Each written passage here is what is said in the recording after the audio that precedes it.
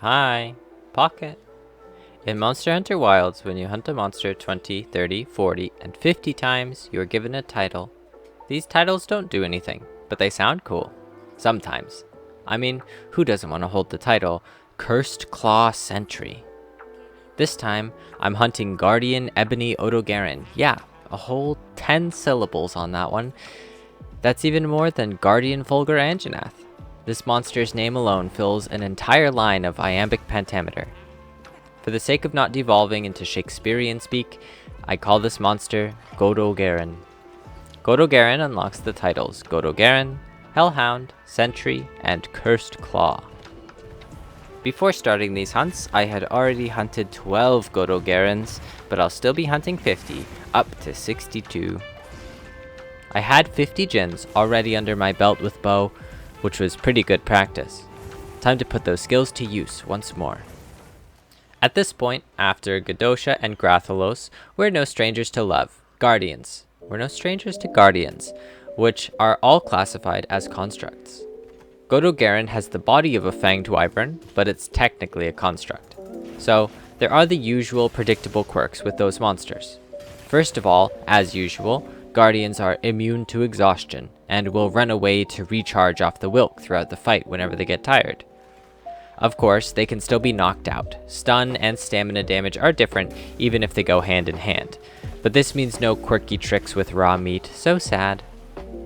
Second, they like to spawn the Wilk crystals with some of their attacks, and can detonate them with their elemental attacks. I didn't feel like Godogaron spawned these nearly as much as Grathalos or Gadosha did, so I didn't use them as often, but they are a good source of extra damage throughout the fight. Because of Godogaron's elemental weakness to water, firing puddle pods into these seems to be most effective, and knocks Godo down pretty consistently. Thunder is also great, of course, for building up stun. Third, they can sometimes spawn in eggs. If you see a large monster cocoon cooking up on the map, you can lure over another monster to open it up for you. All it takes is a little swipe and they'll come schlorping out. If you start a field survey on one of these eggs before it hatches, you can see what the monster is, and all the investigations will start with the monster in its egg, which can be a pain because you can't track the egg automatically on your sacred, and can't even open it without another monster, but it's fun. I did it a few times just for the heck of it. Lastly, they only spawn in Wyveria. Kind of a bummer, but it makes a lot of sense because of how Wilk-centered the previous 2 points are. 3 Guardians deep in the 50 Hunt series, I'm definitely getting much more familiar with this locale and learning a few shortcuts between the zones. The first thing that I struggled with in these hunts were the roars. Godogaron's initial roar is extremely quick, and its enraged roar has a telegraph, but even that was catching me off guard. With both of these roars, I felt like I was getting stunned all the time, but by the end, I was farming my trick shot meter off them and discerning dodging through them almost every single time. It turns out, even the quick initial roar is pretty predictable. The fast roar only happens when Godogaron spots you and initiates combat. This is Godogaron effectively rolling for initiative. If it's facing you, Godogaron will roar super quick, but if it isn't, it'll do a little hop first to face you and then immediately roar. So have your guards, counters, dodges, or earplugs ready when that happens. The enraged roar is much more telegraphed, where Godogaron starts kind of tweaking out and scratching the floor a little. It looks like it has to itch its back and then it roars, so this was just a timing thing. I started to get a feel for when Godogaron was going to enrage based on how much damage I had done to it. An important thing to look out for is when Godogaron goes to slurp the Wilk. Once it's all finished drinking up, as long as it doesn't get staggered out of the animation afterwards, it'll do the really fast initiative roar again, as well as the enraged roar right after. Again though, if anything staggers Godogaron during those roars, it will skip through whichever roar it's getting ready to do, so beware. Apart from these staggers though, these roars are super consistent and make for good free damage so long as you use your weapon's mitigation tools appropriately against them. Though I wasn't expecting it, when this happened, oh golly, I was so excited. Much like beloved Tobi Kadachi of similar body shape, Godogaron can do a little wall hop in some of these maps. This attack is surprisingly fast, and because it's uncommon, it caught me off guard a lot early on. Eventually, I started to get used to it, and in time, I was capable of dodging it effectively, but when it happened, it always surprised me at least a little. The starting animation for it is so different from the other attacks it has, and it only seems to do this wall jump move in this area of Wyveria. Super cool. Additionally, Godogaron has a unique way of traversing through the ruins of Wyveria.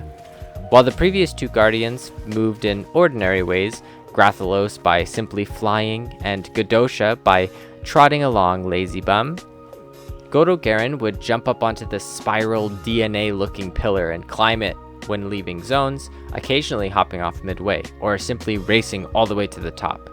I loved these touches. With the wall jump and this unique traversal, my hunting notes were looking colorful, writing down every time I saw them and documenting these peculiar occurrences. Though infrequent, these little details show great care from these monsters' creators, and I love to find these things. So cool, so cool.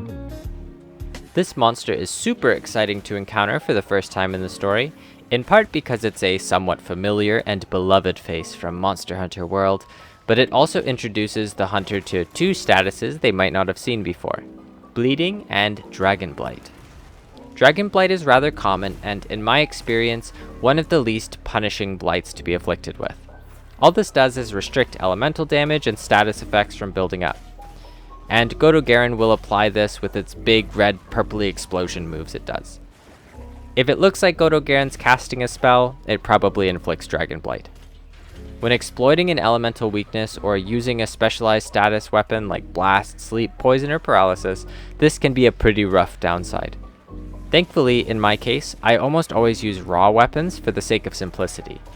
If you're using a straightforward raw weapon, this blight can be pretty effectively ignored, as it won't debuff you at all. As far as I'm aware, it doesn't seem to amplify damage taken from Dragon either, so it's really just a situational damage down effect. It also can be completely removed with a quick Nullberry. Bleeding, on the other hand, is a pretty rough condition. It's not so easy to ignore. Bleeding works a bit like Bloodseeker's ult from Dota 2, Rupture. A hunter suffering from bleeding will lose health whenever they attack, dodge, or even just moving. Especially if you're fighting tooth and nail with a monster, this seems to hurt a lot more to ignore than poison, and won't recover after a set period of time. The only way to recover from bleeding is to eat something like a steak or sushi fish scale, or to crouch and not move. While crouched, the timer will tick down, but to crouch, you have to sheath your weapon, and being crouched and motionless makes you literally a sitting duck for the monster trying to kill you. You can also remove it by hopping on your sacred, but the timer goes down a lot slower. Once recovered, the health that was damaged will glow yellow and recover more quickly, which is nice, but tough to have lost it in the first place. Bleeding is one of the scariest statuses in Monster Hunter in my experience. I remember the first time ordinary Odogaron ripped into me and caused this condition in World. Agony. Be careful out there, fellow hunters. For now, Godogaron is our only monster to inflict bleeding, but not for long. Title Update 2 is about to come out, and that'll add Seregios, another nasty bleeder. But there were a couple other monsters back in World to apply bleeding as well, that hopefully we'll see again sometime.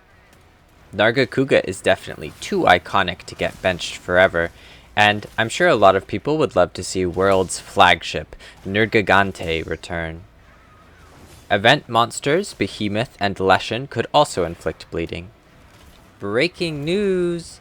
In Title Update 2, along with Seregios, we'll be able to recover from bleeding while crouched and moving, so we don't have to sit still. Which makes this whole shebang a lot easier.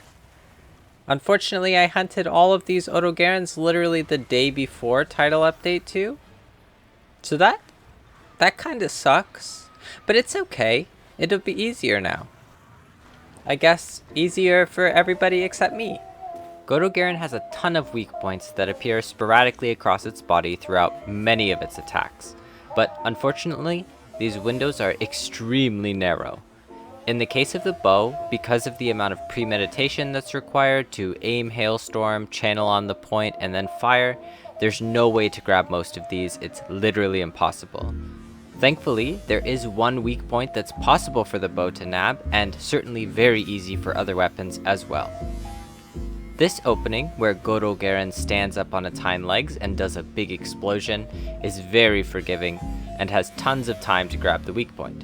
Throughout the hunts, I grabbed this over and over, often 2 to 3 times a hunt, and it was a great source of extra damage openings. The explosion honestly isn't as big as it looks, so it's pretty easy to dodge as long as you see it coming. Godogaron is a very agile monster, however, so it doesn't stay down for very long when it gets knocked after this wound, so make sure to get in your hits while you can. Godogaron isn't a flyer, and though it's technically a construct, it has the body of a fanged wyvern. This means flash pods aren't particularly effective against it. It does hop into the air a lot, so if you're blasting flashes, chances are you'll probably knock it out of the sky a time or two, but it's hard to predict. Godo's attacks are really fast, and when it does jump, it lands quickly after, leaving little time to capitalize. I actually found a way to do this though, and not with my usual methods of hyper flash pottery. Actually, it was with the bow's focus strike. If I had a wound on Godogaron, I could hold my hailstorm on it. If Godogaron chose to swing at me, I could choose to dodge or simply stagger it by releasing the focus strike and claiming the wound. But if it chose to jump, I could release and knock it out of the sky.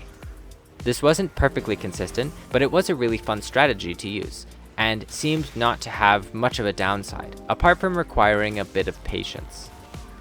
There were plenty of times in these hunts I felt like an action hero, shooting Godogaron out of the sky with a well-timed focus strike, grabbing the wound mid-air and yanking it back down. Very cool, very fun. The delay on the bow's focus strike landing, along with the tracking, made this way easier because I didn't have to swing my aim into the sky to pull this off. It was all about timing. I could see this being similarly possible with other weapons that have long-ranged focus attacks, but dear heavens, you'd have to be a cracked sniper with a bowgun to pull it off. If anybody does something like that, please clip it and send it to me. That would be legitimately the coolest thing.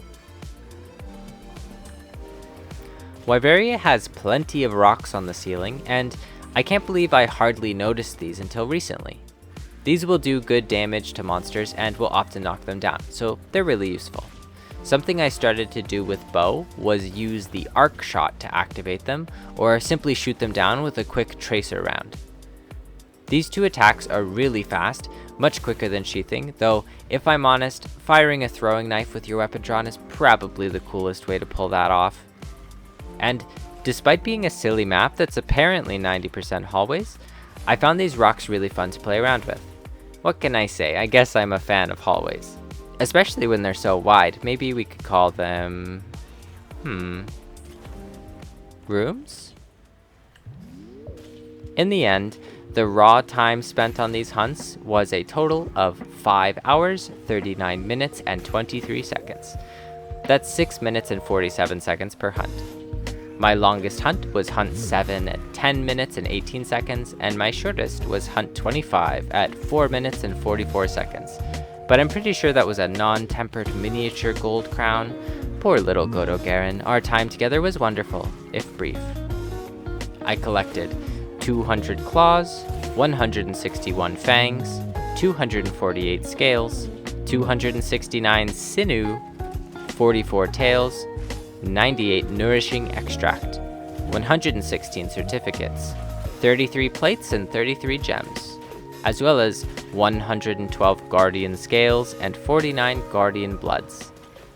But most importantly, the titles Godogaron, Hellhound, Sentry, and Cursed Claw, that I may become Cursed Claw Sentry, Guardian Hunter of Wilds.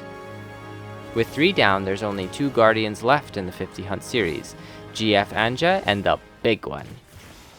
But I won't be hunting those with bow. Up next is a weapon I loved in Generations, I loved in World, and I really loved in Rise, but I've absolutely never been too good with. The Insect Glaive. Let's see if an offset and a couple wounds can make up for my foolishness. Thank you for watching. These 50 hunts are my highest effort videos, so they take the most time and effort, so the fact that you spent your time watching it is greatly appreciated. I hope you enjoyed. Until next time, fellow hunters, good luck and goodbye.